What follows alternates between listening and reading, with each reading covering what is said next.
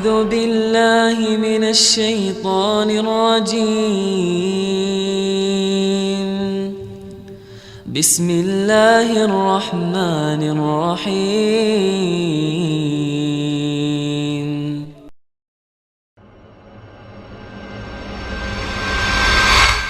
Lihatlah figur Abu Bakar dan kita angkat kisah yang menarik sekali dari kisah Isra dan Mi'raj. Tidak asing lagi, surah nomor 17 dalam Al-Quran, surah Al-Isra menjelaskan masalah itu. Dan mungkin Bapak Ibu sudah sering dengar dari para ustadz, dari para kiai tentang kisah Isra Mi'raj. Tapi izinkan saya menyampaikan, mungkin Bapak Ibu bisa mendapatkan pengalaman atau hikmah dari sisi yang lain. Ya. Nabi SAW menceritakan diri beliau mengatakan, satu malam, pada saat saya sedang tidur, ada dua riwayat. Tidur di rumah, ada riwayat lain tidur di Masjid Haram Mekah. Maka Jibril datang kepadaku dan membawa burak. Dan burak ini kata Nabi SAW adalah antara kuda sama keledai, bagal ya, seperti bagal. Bagal itu perkawinan antara kuda sama keledai. Kata beliau, maka datanglah burak bagal berwarna putih bersayap, dan saya pun naik ke atasnya. Dimanapun matanya melihat sebuah tempat, kakinya sudah di sana. Kemudian saya tiba di Palestina dan saya mengikat tali kekangan burak di sebuah tempat di Masjid Aqsa, di mana semua nabi-nabi mengikat tali kuda kekangannya di situ. Dan sampai sekarang kalau Bapak Ibu ke Masjid Aqsa, ada di sisi kanannya masjid, kalau menghadap kiblat, turun sedikit tangga, di bawah itu ada seperti kuningan bulat, itu diyakini adalah tempat mengikatnya burak oleh Nabi alaihissalatu wassalam. Yang jelas, Nabi SAW mengatakan, lalu saya pun masuk ke Masjid Aqsa, lalu saya bertemu dengan nabi-nabi, ruh para nabi Allah kumpulkan, lalu saya mengimami mereka sholat, kemudian saya pun keluar, lalu saya dimi'rajkan ke langit, saya menembus 7 lapis langit. Di langit pertama saya bertemu dengan Adam, ya. Dua nabi sepupu ya, Isa dan Yahya. Kemudian di langit ketiga saya bertemu dengan Harun, di langit keempat ketemu dengan Idris, langit kelima ketemu dengan Yusuf, langit keenam ketemu dengan Musa, langit ketujuh ketemu dengan Ibrahim alaihissalam. Tentu di sini Bapak Ibu sekalian, kisah Isra Mi'raj panjang ya, karena Nabi SAW waktu ketemu sama nabi-nabi ini ngobrol, sempat ngobrol. Tapi saya tidak bahas itu, karena kita bukan sedang membahas Isra Mi'raj, kita sedang membahas tokoh kita Abu Bakar. Nabi SAW mengatakan, sampai saya tiba di langit ketujuh, tiba di Sidratul Muntaha, maka Jibril berkata, hai Muhammad, tugasku hanya sampai di sini. Ada beberapa athar menyebutkan, kalau saya melewati batas ini bisa hangus. Maka Nabi SAW pun menerima perintah sholat dari Tuhannya. Awalnya 50 waktu sholat. Kemudian turun Nabi SAW ke langit ketujuh, ketemu Nabi Ibrahim, tidak bicara apa-apa. Langit ke-6 ketemu Musa AS. Musa tanya, hai Muhammad, berapa yang diperintahkan sholat oleh Tuhanmu? 50 waktu sholat. Kata Musa AS, minta lagi, ringankan, umatmu tidak akan mampu. Nabi SAW bilang, saya pun balik, minta keringanan. Allah ringankan 5, sisa 45. Turun langit ke-6, ditahan lagi sama Musa. Berapa hai Muhammad? 45, masih berat. Minta lagi keringanan. Terus saja kata Nabi SAW, saya ditahan oleh Musa, sampai tinggal 5 saja. Itu pun Musa masih berkata, minta keringanan hai Muhammad. Bayangkan Bapak Ibu sekalian, kalau kita diperintahkan 50 waktu sholat. Per 15 menit azan. Siap nggak sholat? Sekarang aja 5 waktu sholat masih keteteran gitu kan. Kalau 50 waktu sholat luar biasa. Jadi Nabi Musa AS punya jasa besar ya. Kata Nabi SAW, saya pun berkata, saya sudah malu kepada Tuhanku. Maka Allah pun berfirman kepadaku, kata Nabi SAW, hai Muhammad, dia 5 waktu sholat tapi pahalanya 50 waktu sholat. Karena setiap pahala bagi umat Islam dilipat gandakan 10 kali lipat. Maka kata Nabi SAW, saya pun pulang ke Palestina, ringkas ceritanya, kemudian saya pun pulang ke Mekah. Nabi Muhammad SAW, Bapak Ibu sekalian, waktu itu tiba di Mekah sudah pagi, udah mulai terbit matahari. Beliau duduk di depan Ka'bah. Nabi Muhammad SAW merenungi kejadian tadi malam nih. Lewat satu orang, tokoh Quraisy yang terkenal dan diberikan julukan oleh Nabi SAW dengan Fir'aunnya umat ini. Siapa dia? Ada yang tahu? Abu Jahal. Ya. Abu Jahal ini Bapak Ibu sekalian, jahal itu artinya bodoh ya. Kalau Abu Jahal berarti super bodoh ini. Ini Abu Jahal, Bapak Ibu sekalian, di Mekah. Waktu itu kedudukannya seperti Raja Mekah. Dan namanya di Mekah Abu Hakam. Hakam itu orang bijaksana. Karena dianggap cerdas. Dia cerdas. Dianggap sangat cerdas. Orang kaya, orang cerdas gitu kan. Diberikan juga Abu Hakam. Ada alasannya kenapa dikasih julukan Abu Jahal oleh Nabi SAW. Jadi Abu Jahal ini, Bapak Ibu sekalian, setiap malam kalau orang Mekah sudah tidur, dia datang diam-diam ke rumah Nabi untuk dengarin ayat Al-Quran. Jadi kalau misalnya meja ini kita ibaratkan, ini contoh saja rumah atau dinding masjid ini, maka Abu Jahal ada di sudut rumah. Rupanya Abu Sufyan juga ada di sebelah sana. Pimpinan orang Quraisy yang lain. Ada satu lagi temannya di belakang. Mereka dengarin sampai pagi. Hari pertama mereka dengar, waktu mereka bubar, takut orang Mekah tahu, ketemu tiga-tiga nih. Lalu saling tanya, ngapain di sini? Dengarin ayat dari Muhammad. Kita nih pemimpin Mekah, harus berhenti. Kalau enggak nanti bahaya nih. Sepakat nih, enggak lagi mau ngulangin. Rupanya besok malam ngulangin lagi tiga-tiganya. Karena dia pikir temannya enggak bakal datang. Penasarannya dengan Al-Quran, karena turun dalam bahasanya. Bayangkan kalau Al-Quran turun dalam bahasa Indonesia, Bapak Ibu sekalian, bicara yang kita ngerti, kan gitu. Itu orang Mekah begitu, dia ngerti dalam bahasa Arabnya gitu kan. Maka mereka ulangi, ketemu lagi pagi, janjian lagi. Sampai 3 hari. Setelah 3 hari, Abu Sufyan sama temannya lagi satu bilang, kita ini bukan anak kecil. 3 hari kita dengarin apa yang Muhammad baca, dan bagaimana menurutmu? Oh, menurut saya bagus. Bahkan ada yang saya mengerti, ada yang saya tidak mengerti. Tapi bagus ajarannya. Ngajaran kepada tauhid, mengesahkan Allah, nggak boleh sembah berhala, nggak boleh ini, nggak boleh itu. Baik, kita tanya Abu Hakam, kata mereka. Tanya Abu Hakam. Nah ini alasan kenapa julukannya orang Islam bilang Abu Jahal. Supaya Bapak Ibu tahu. Pergilah 2 orang ini, Abu Sufyan sama temannya, ke rumah Abu Jahal. Wahai Abu Hakam, kita bukan anak kecil. Sudah 3 hari kita dengarkan apa yang Muhammad sampaikan. Bagaimana menurutmu? Abu Jahal tundukkan kepala lalu dia angkat, dia mengatakan, demi Allah saya tahu apa yang Muhammad ajarkan benar. Dia tahu benar. Kata Abu Sufyan, lalu kenapa kau tidak beriman? Kau kan pimpinan kami. Kalau kau beriman, semua orang Mekah beriman. Dia bilang, ini alasannya, fanatisme kesukuan. Dia bilang, dari dulu suku saya sama suku Muhammad bersaing di Mekah. Kalau suku Muhammad memberikan minum dan makan jemaah haji, maka sukuku juga lakukan. Kalau suku Muhammad membuat pasukan untuk membela Mekah, maka sukuku juga buat itu. Sekarang di sukunya Muhammad keluar Nabi. Muhammad ngaku Nabi. Di sukuku tidak ada Nabi. Maka pasti sukuku akan kalah. Gara-gara itu saya tidak mau beriman.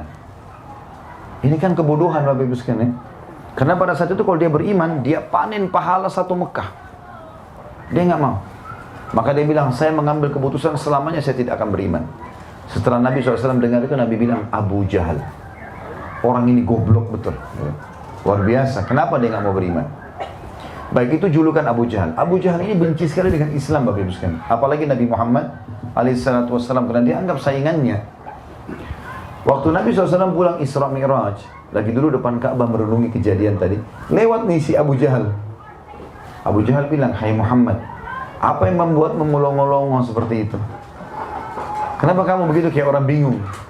Nabi Muhammad SAW, Bapak Ibu sekalian, dengan polos dia ceritakan. Tadi malam datang kepada saya Jibril, bawa borak itu kuda begini bersayap terbang ke Palestina. Sekejap mata, di mana matanya melihat sudah kakinya di sana. Sekejap mata. Kemudian saya ketemu dengan nabi-nabi A, B, C, D, naik langit ketemu Nabi, perintah sholat, kembali lagi Palestina, kembali ke Mekah. Ringkas ceritanya, tentu Isra Mi'raj panjang. Nabi SAW menceritakan ke Abu Jahal, dan pertama kali Abu Jahal duduk dengar dari Nabi nih. Apa kata Abu Jahal, Bapak Ibu sekalian? Sekarang saatnya Muhammad dihancurkan. Ini kebohongan besar. Kuda bersayap. Dari mana ceritanya kuda bersayap?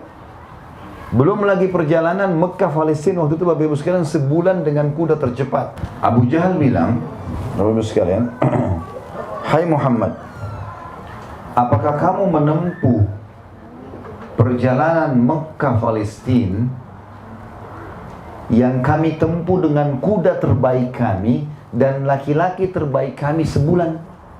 Kamu tempuh dalam 1 malam. Berarti pulang pergi harusnya 2 bulan. 1 malam. Kata Nabi SAW, iya. Apa kata Abu Jahal? Wahai Muhammad, kalau saya kumpulin masyarakat Mekah semua, mau cerita nggak? Kata Nabi SAW, tentu saja. Nabi dengan polosnya, wahyu. Tapi bagi Abu Jahal ini sebuah hal yang luar biasa.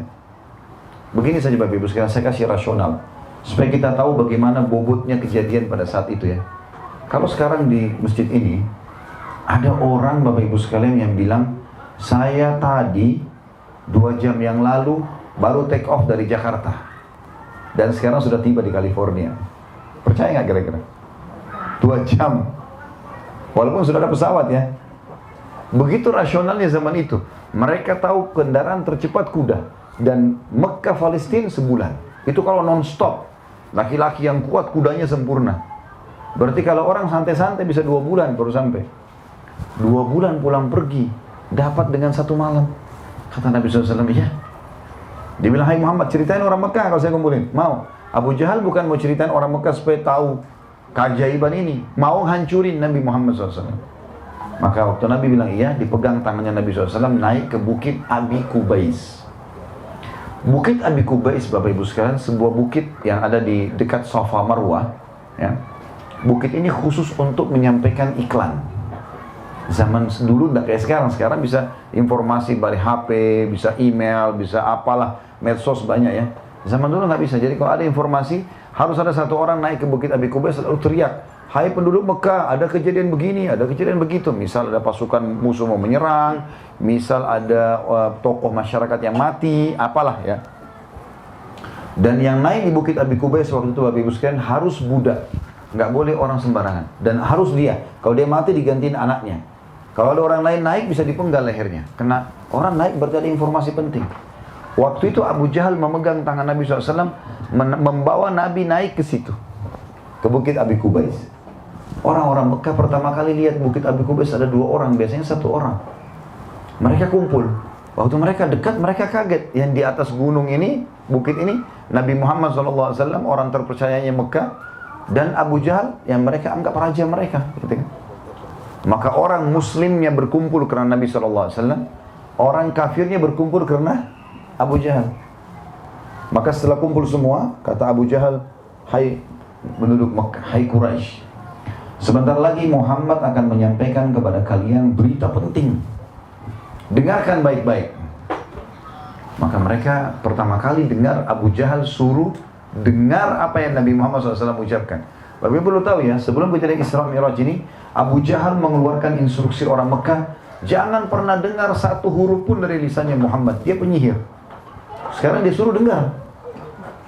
Orang-orang Mekah siap dengar. Maka kata Abu Jahal, hai Muhammad, bicaralah.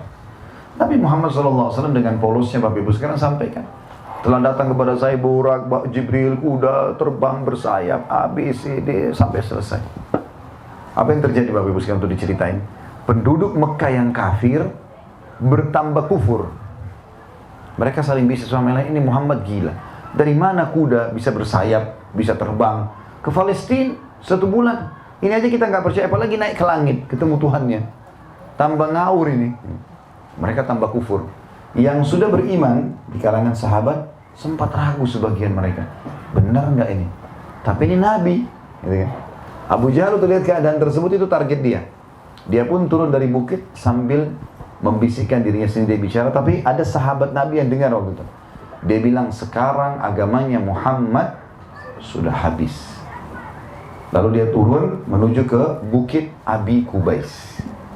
Dia menuju ke Darun Nadwa. Darun Nadwa ini Bapak Ibu sekalian seperti tempat perkumpulan lah. Mungkin Bapak Ibu di kota ini kumpulnya di masjid ini misalnya ya. Dan Darun itu tempat kumpulnya mereka.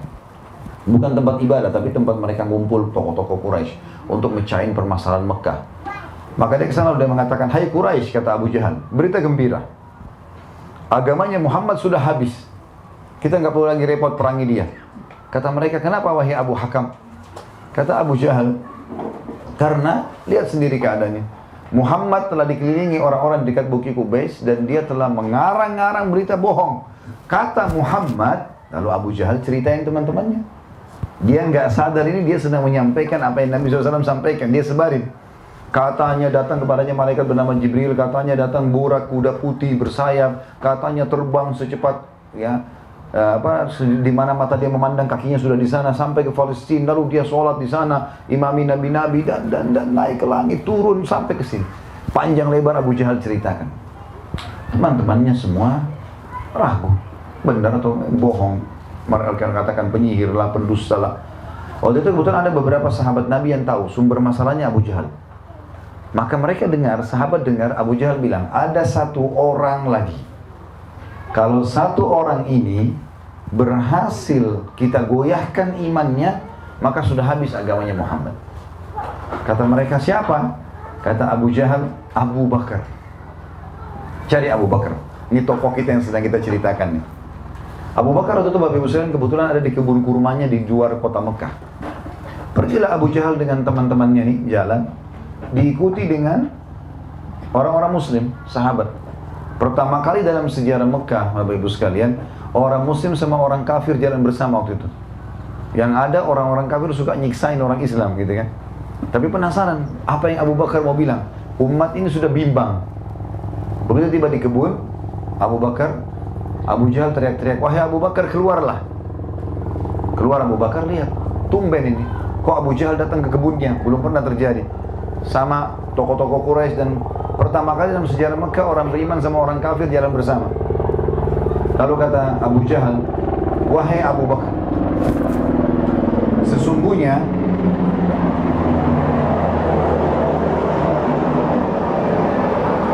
sesungguhnya temanmu Muhammad telah gila. Masa dia ngarang cerita bohong? Katanya. Kemudian Abu Jahal ceritain Abu Bakar. Abu Bakar ini belum dengar cerita Isra Mi'raj ini. Karena yang pertama kali ketemu sama Nabi tadi di orang Mekah, Abu Jahal. Lalu diceritalah sama dia, datang malaikat Jibril, datang burak, datang ABC sampai selesai. Begitu selesai, Abu Bakar sudah tahu, ini Abu Jahal mau koyahkan imannya. Maka ada dua kisah, ada dua riwayat. Riwayat pertama, Abu Bakar berkata, wahai Quraisy, ketahuilah, aku telah yakin, kalimat ini ya, yang kita jadikan bahasan, kita yakin. Aku telah yakin Muhammad utusan Allah dan benar dia menerima wahyu dari langit sementara dia di bumi. Kenapa aku tidak yakin kalau dia bisa naik ke langit? Sama saja. Jawaban yang kedua yang unik ini. Apa yang dia bilang? Dan ini sekaligus membungkam mulutnya Abu Jahal dan juga membuat orang Quraisy nggak ada yang bisa bicara. Dia mengatakan, wahai Quraisy, ketahuilah, kalau di depan mata saya ada tembok warnanya putih, jelas terang putih. Muhammad bilang, tidak Abu Bakar, tembok itu hitam. Maka saya akan bohongkan mata saya dan saya akan bilang, iya hitam. Bayangkan bagaimana keyakinannya tentang risalah Nabi Muhammad SAW. Di zaman dulu ini, belum ada media, Islam belum lengkap, ayat baru berapa ayat yang turun waktu pas Mekah. Abu Bakar bilang apa? Kalau depan mata saya tembok putih, Muhammad bilang enggak, Abu Bakar itu hitam. Saya bohongkan mata saya dan saya bilang, oh iya hitam, betul, mata saya yang salah. Sampai anggota tubuhnya pun dia lebih percaya Nabi SAW daripada anggota tubuhnya sendiri. Maka Abu Jahal jadi diam. Bagaimana caranya mengoyahkan imannya orang ini? Tembok putih, Muhammad bilang hitam, ya hitam, salah mata dia. Gitu kan? Abu Bakar waktu itu radhiyallahu anhu tahu ada masalah nih berarti. Dia bilang sama sahabat-sahabat itu, di mana Rasulullah SAW? Kata mereka, di Bukit Abi Qubais, dikerumuni orang. Abu Bakar segera datang, naik kuda, pergi ke sana. Begitu tiba di sana, dari jauh dia sudah lihat Nabi SAW di atas Bukit Abi Qubais. Abu Bakar sambil jalan sambil teriak, ya Rasulullah, dengan suara keras, ya Rasulullah. Rasulullah SAW lihat dari atas bukit, lebih tinggi kan, tahu. Senyum melihat Abu Bakar, tahu siapa yang datang ini. Lalu Abu Bakar di atas kuda sengaja teriak-teriak dengan suara keras, ya Rasulullah, Abu Jahal datang ke kebun saya dan dia berkata, katanya Anda berkata. Mulai Abu Bakar ulangi ceritanya Isra Mi'raj. Datang kepada Anda malaikat Jibril, datang kepada Anda membawa borak yang bersayap putih, terbang dan sampai habis. Jadi Abu Bakar sambil jalan, Bapak Ibu sekalian, sambil ceritain Isra Mi'raj. Jadi makin nyebar berita itu. Gitu kan. Begitu selesai, naik ke Bukit Abi Qubais, lalu dengan suara keras Abu Bakar, bukan tidak santun dengan Nabi SAW, tapi mau memperdengarkan orang. Segitu tiba langsung mengatakan, ya Rasulullah, saya mau tanya, benarkah itu? Kata Nabi SAW, iya benar. Gak ada keraguan. Betul, ini bukan mimpi, bukan apa, ini betul. Maka Abu Bakar waktu itu Bapak Ibu sekalian mengucapkan kalimat yang tadinya ada umat Islam di awal Abu Jahal merusak cerita Nabi SAW ini. Kan ada tadi orang-orang beriman yang hadir dan sempat kendor imannya. Abu Bakar mau kembalikan iman mereka. Kata Abu Bakar kalimat satu saja, Anda pasti benar. Kalimat yang luar biasa. Cerita ini benar. Nggak ada cerita yang lain. Dan ini Abu Bakar luar biasa Bapak Ibu sekalian. Sampai kata Nabi SAW, tidak ada orang yang aku ajak masuk Islam kecuali bertanya, masih bertanya. Kecuali Abu Bakar. Abu Bakar nggak ada tanya. Saya utusan Allah, Anda utusan Allah. Nggak ada ceritanya, pokoknya bebe. Jadi luar biasa, keyakinan yang luar biasa. Sampai kata Nabi SAW, kalau iman umat ini semua ditimbang di sebuah timbangan, dan imannya Abu Bakar ditimbang di sebelah, tetap lebih berat imannya Abu Bakar. Bapak Ibu tahu Abu Bakar itu seperti apa badannya? Kecil, kurus. Sampai dikatakan dalam riwayat kalau angin meniup, tertiup, itu terdorong badannya. Tapi subhanallah Islam tidak melihat fisik seseorang. Jiwa, ruhnya. Ada orang kekar, tapi ruhnya lemah. Imannya seperti kerupuk. Sakit sedikit, merengek. Ada masalah sedikit, gak bisa hadapi. Orang kalau jiwanya kekar Bapak Ibu sekalian, biar fisik kita lapar, biar capek, jiwa itu bisa membuat dia semangat. Jiwa itu diobat, makanannya seperti di majelis ilmu, keimanan, itu makanan dia. Maka Bapak Ibu kalau duduk begini, Ibu sedang menyehatkan, sedang mengolahragakan, memberikan gizi yang sangat luar biasa buat ruh kita. Dan ruh kalau kuat luar biasa. Mau dingin, mau panas, mau kaya, mau miskin, mau sakit, mau sehat, aman. Yang penting ruhnya kuat, gitu kan. Begitu Abu Bakar radhiyallahu anhu. Maka Abu Bakar di sini Bapak Ibu sekalian, dengan perkataan dia tadi sudah membuat umat Islam kembali imannya. Sekarang Abu Bakar mau membalik keadaan. Bagaimana supaya satu Mekah percaya Isra Mi'raj terjadi? Bayangkan ini. Ini nggak gampang ya. Kalau sekarang saya bilang, Bapak Ibu ini surah Isra ayat 1 menjelaskan, ini loh hadisnya, ini kitab rujukannya, kita gampang. Dan semua ustaz kita tanya akan jelasin hal yang sama. Mau bahasa Inggris, mau bahasa Arab, mau bahasa Afrika, Isra Mi'raj sama kajiannya. Ya. Tapi waktu itu beda, Bapak Ibu sekalian. Maka Abu Bakar lihat ya, bagaimana luar biasa dengan keyakinan, dia bisa membalik keadaan orang Mekah yang kafir, bisa yakin, oh iya, Isra Mi'raj terjadi. Apa yang dia lakukan? Dia bilang, ya Rasulullah, semua orang Mekah di sini tahu kalau Anda belum pernah ke Palestina. Kami semua tahu itu. Dan Abu Bakar balik ke orang-orang Quraisy. Ada Abu Jahal sama teman-temannya di bawah bukit. Hai Quraisy, kalian tahu kan kalau Muhammad belum pernah ke Palestina? Iya, kami tahu. Baik, saya mau minta satu hal, kata Abu Bakar. Sebentar lagi saya akan minta kepada Muhammad SAW untuk menceritakan tentang Palestina. Bagaimana pintu gerbangnya, bagaimana rumah-rumahnya, bagaimana pasarnya, apa orang lah yang bisa biasa kalau kita masuk kita bisa lihat ya di pinggir jalan. Ceritakan dan bagaimana Masjid Aqsa. Kalau apa yang Muhammad ceritakan seperti yang kalian ketahui, karena di situ kebetulan tokoh-tokoh Quraisy semua sudah pernah ke Palestina. Yang Bapak Ibu baca dalam salah satu ayat Al-Quran, Rihlat asy-Syita'i was-Shaif, perjalanan musim dingin dan musim panas. Salah satunya itu ke Palestina. Jadi mereka per 6 bulan ke Palestina, 6 bulan ke Yaman. Mereka kalau mau dagang, begitu orang-orang Quraisy dulu ya. Jadi mereka tahu betul Palestina. Ya. Apalagi sering bolak-balik. Maka kata Abu Bakar, kalian kan tahu betul Palestina. Ini Muhammad belum lagi ke Palestina. Kalau Muhammad cerita tentang Palestina, pintu gerbangnya, jalannya, pasarnya, persis seperti yang kalian tahu, maka kan harus sportif mengatakan Muhammad benar. Tapi kalau ada satu saja yang Muhammad cerita tentang Palestina salah, tidak seperti yang kalian lakukan atau kalian ketahui, maka kalian punya hak mendustakan Muhammad selamanya. Setuju? Setuju. Baik. Balik kepada Nabi SAW. Ya Rasulullah, ceritakan kepada kami tentang apa yang Anda lihat di Palestina.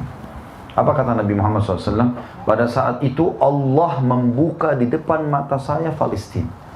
Seperti saya sedang lihat. Pintu gerbangnya begini, jalannya begini, pasar-pasarnya seperti ini. Nabi ceritakan semua, rinci. Sampai Nabi SAW menceritakan tentang Masjid Aqsa, dan Nabi menghitungkan tiang Masjid Aqsa untuk mereka. Uniknya, waktu Nabi SAW bilang, pintu gerbangnya begini, apa orang-orang Quraisy bilang? Muhammad benar. Jalannya begini, Muhammad benar. Rumahnya begini, Muhammad benar. Semuanya benar. Dan yang mengatakan benar ini tokoh-tokoh Quraisy.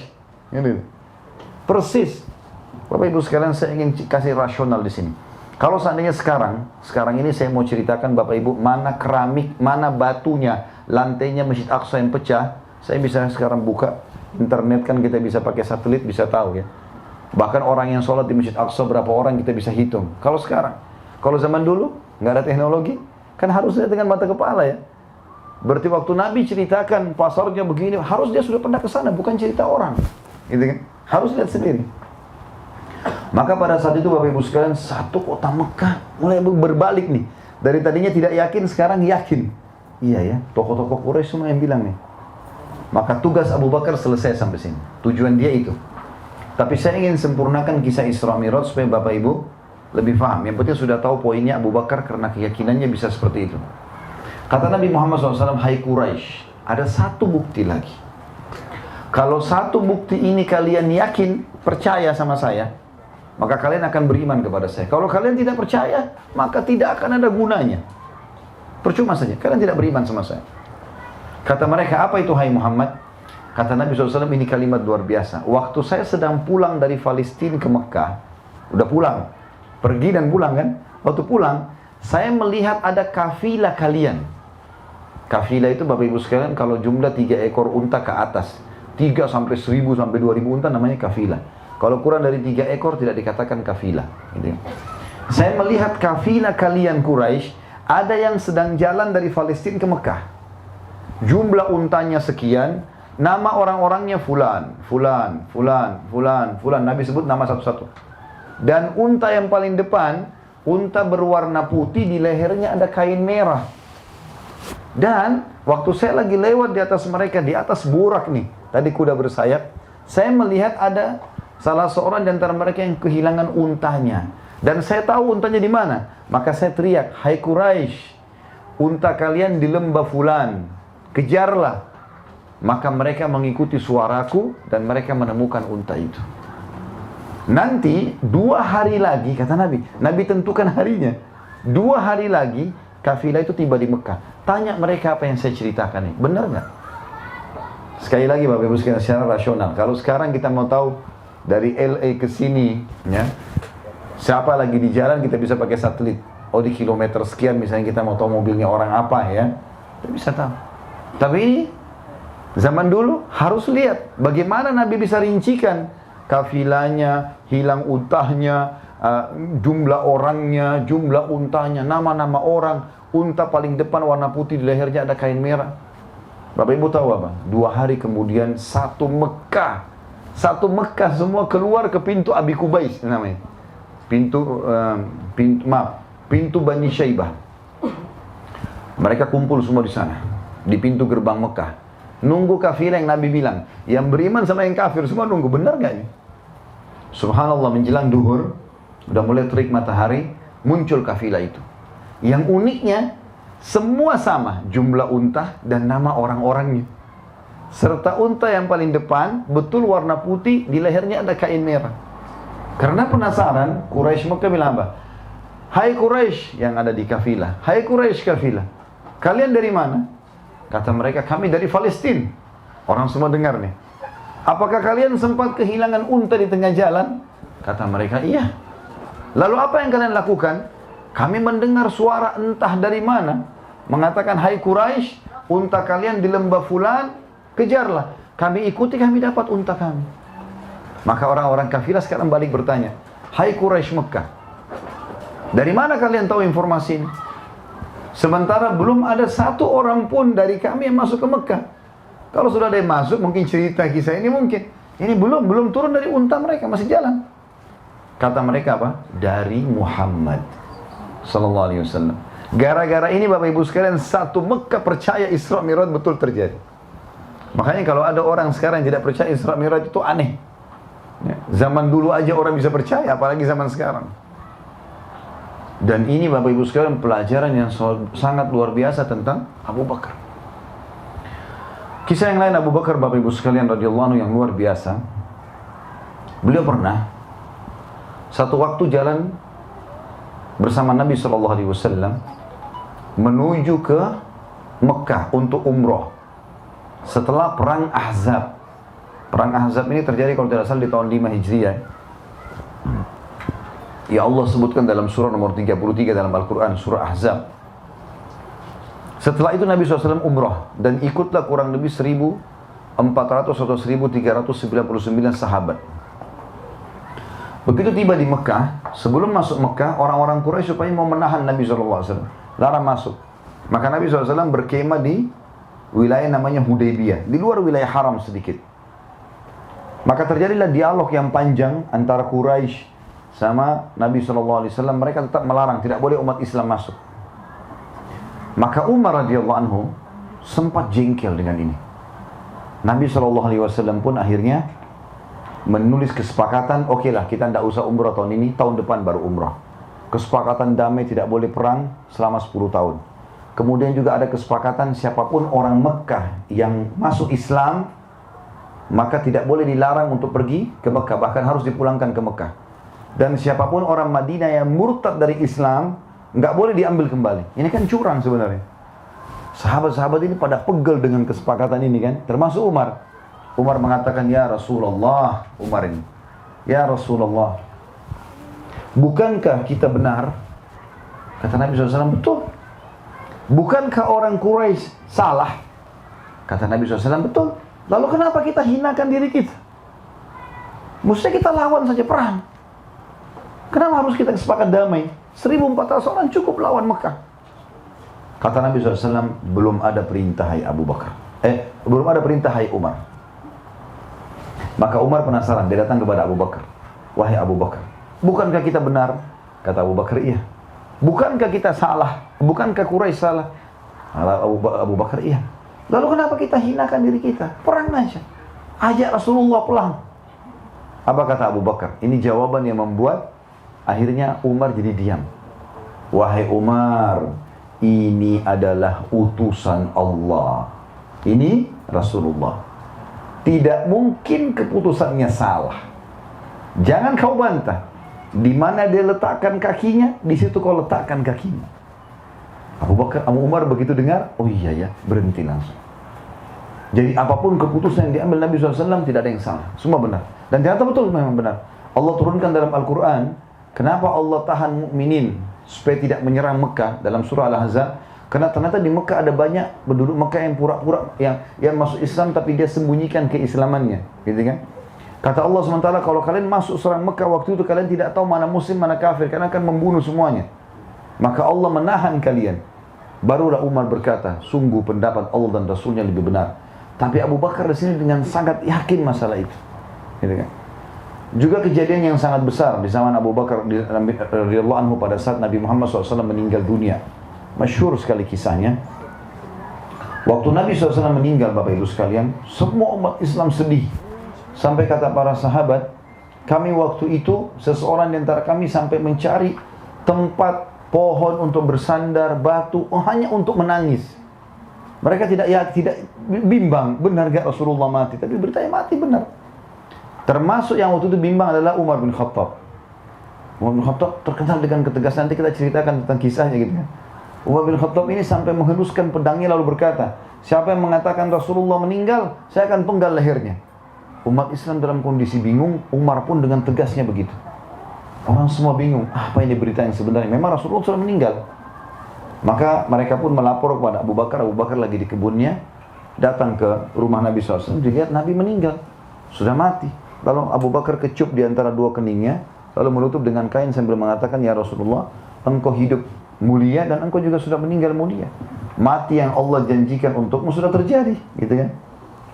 Dan kau tidak akan pernah merasakannya setelah ini.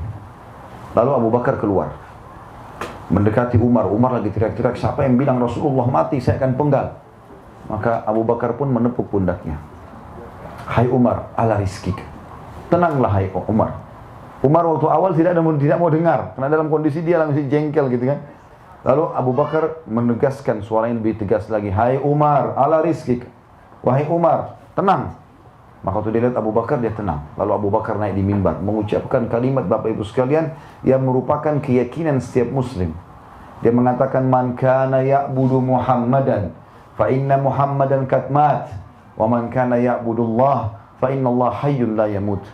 Siapa di antara kalian yang mengaku menyembah Muhammad, tahulah Muhammad sudah mati. Dan siapa yang menyembah Allah, Allah itu hidup, tidak akan pernah mati. Ya, maka Abu Bakar pun membacakan beberapa ayat Al-Quran yang menyebutkan kalau Nabi SAW akan mati, gitu kan? Maka Umar pun mengatakan seakan-akan ayat-ayat itu baru saya dengar sekarang. Padahal tadinya sudah dari dulu saya hafal. Tapi ternyata yang membuat akhirnya umat Islam bisa menerima keadaan kematian Nabi SAW karena keyakinannya Abu Bakar.